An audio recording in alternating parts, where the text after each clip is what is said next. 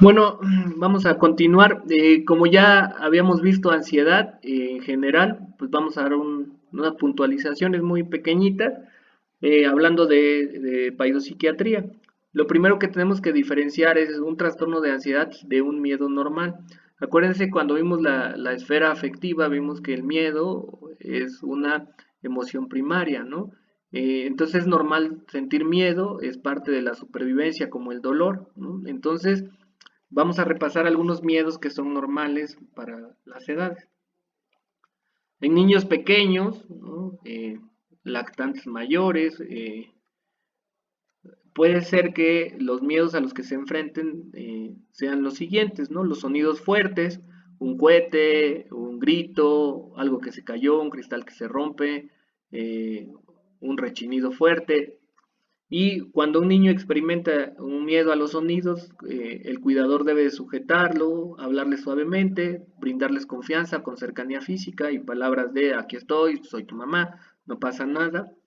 A los extraños también es normal que tengan miedo, eso también es supervivencia, ¿no? Es bueno que le tengan miedo a los extraños, entonces si se va a enfrentar a un extraño, tomarlo de la mano y decirle que con papá o con mamá están a salvo.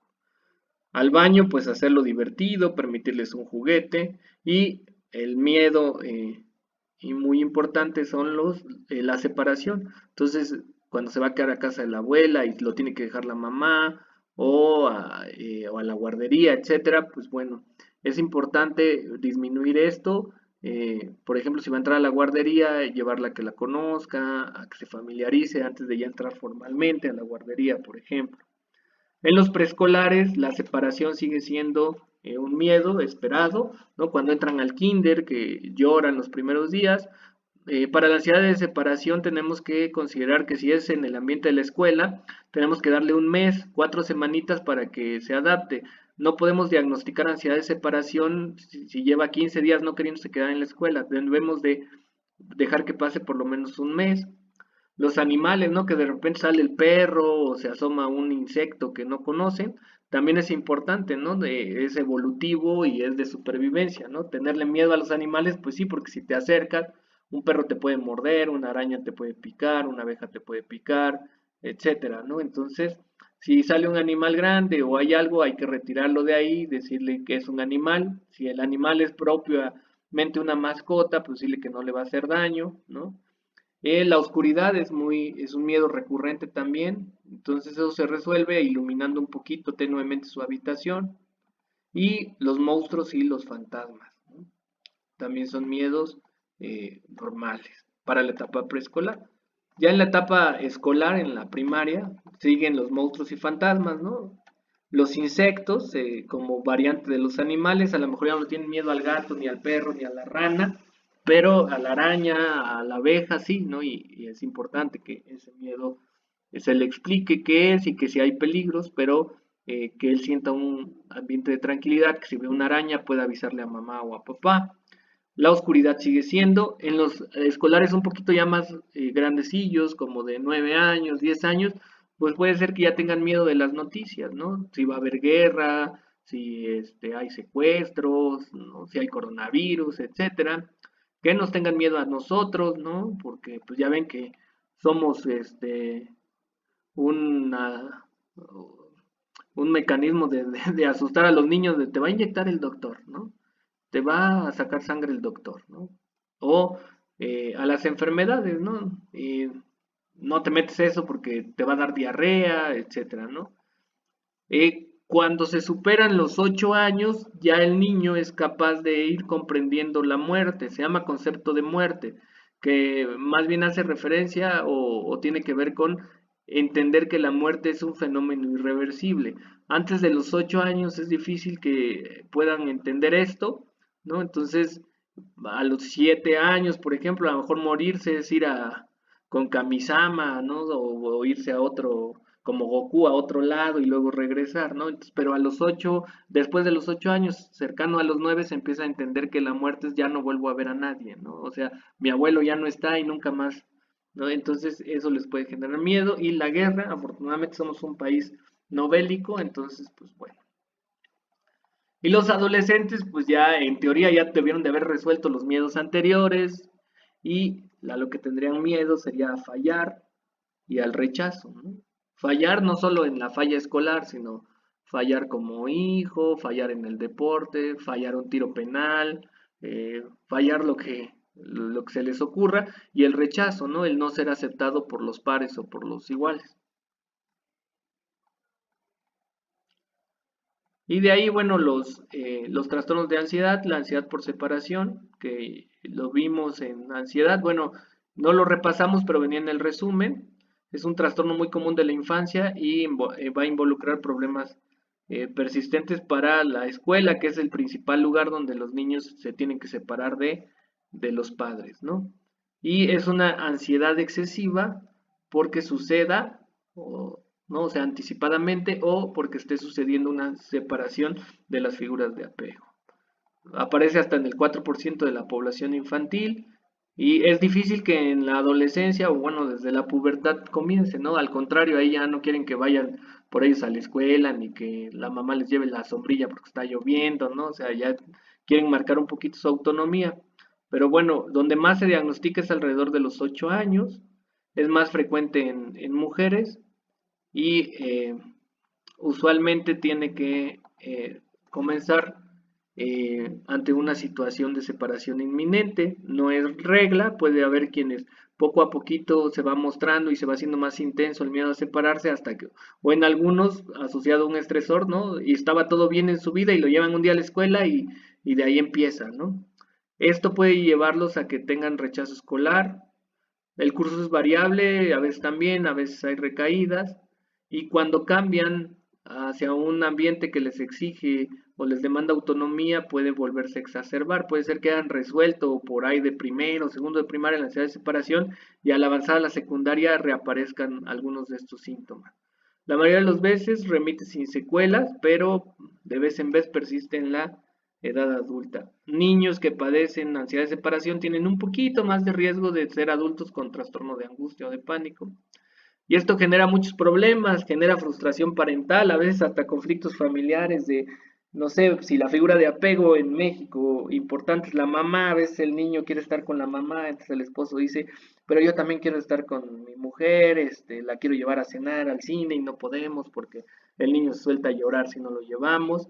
Hay veces piensan que están manipulando y a los llegan a golpear.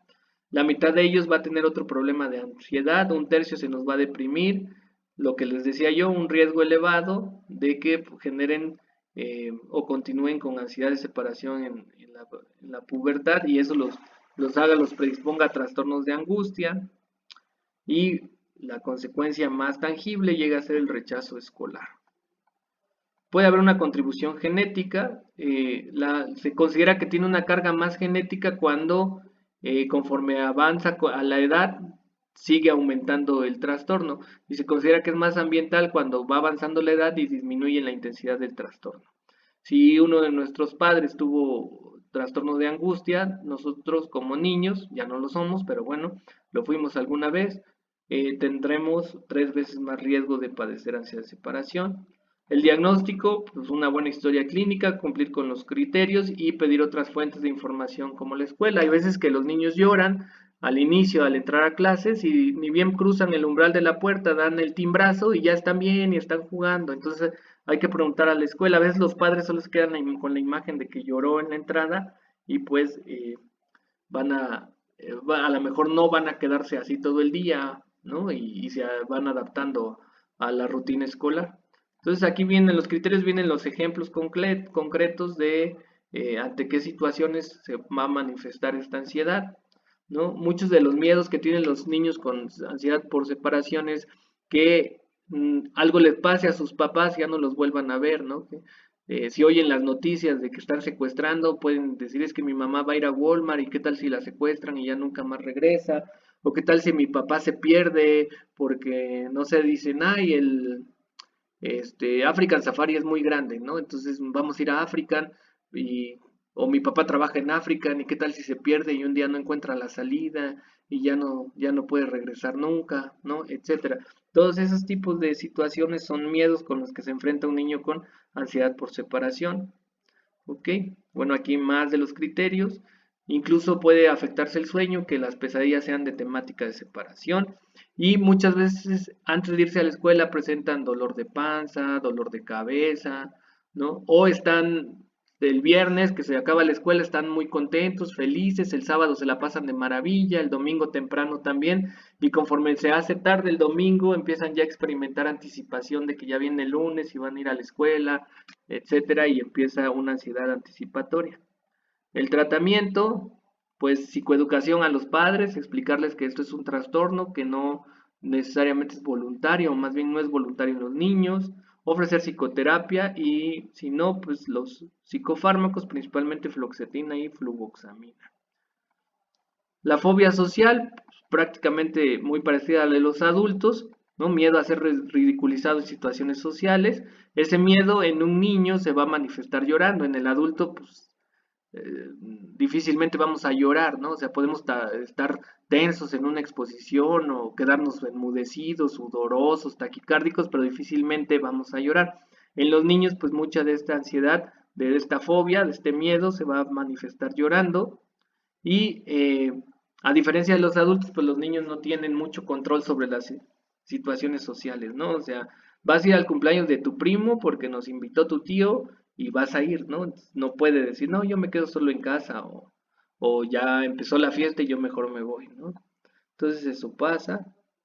Y bueno, hasta aquí lo con respecto a lo de ansiedad. Y ya lo último es el trastorno de conducta o trastorno disocial, que estos sí ya son niños que irrumpen los derechos de los demás, transgreden los derechos de los demás y llevan más de 6 meses mostrando un comportamiento eh, que muestra agresividad hacia personas o animales, ¿no? Crueldad hacia animales, destrucción en propiedad ajena, engaño, robo o cualquier otra seria violación de las reglas como coercionar o estafar.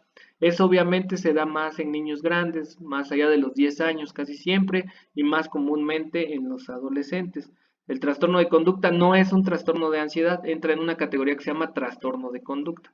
Entonces, de manera resumida, son niños que se portan mal, pero en un grado en el que transgreden las reglas y las normas de manera importante, ¿no? Como lo que les decía, ¿no? Ser crueles con los animales, con las personas, engañar, robar, coercionar para obtener favores, amenazar, destruir propiedad privada. O sea, estos síntomas deben de estar presentes un año, pero en los últimos 6 meses estar presentes de manera más constante. Y es un problema tratarlos porque pues, necesitas, no hay medicina que te haga elegir portarte bien, ¿no? Es más bien una terapia de conducta y estos trastornos son complicados de manejar. Sí se pueden utilizar psicofármacos definitivamente, principalmente aquellos que bajen la impulsividad, como algunos antipsicóticos, pero en general la terapia de conducta es lo que ayuda, ¿no? Modificar el comportamiento. No voy a adentrarme más porque les digo, es de los trastornos más difíciles de tratar porque involucran de manera muy importante a la escuela, a los padres de familia, al funcionamiento familiar, el manejo médico y el manejo psicoterapéutico.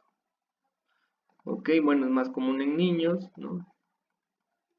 Aquí están algunos medicamentos que se usan, principalmente los neurolépticos. Hay algunos ensayos con propranolol y clonidina, ¿no? De los adrenérgicos, y algunos pocos que con una eficacia muy, muy bajita de valproato de magnesio como estabilizador del estado de ánimo.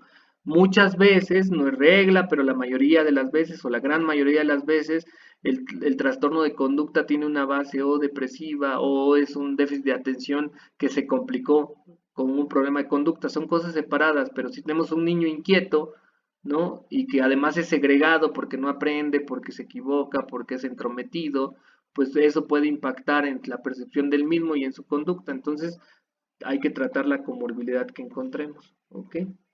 Y bueno, hasta aquí con estos temas que solo son para que los conozcan y los ubiquen.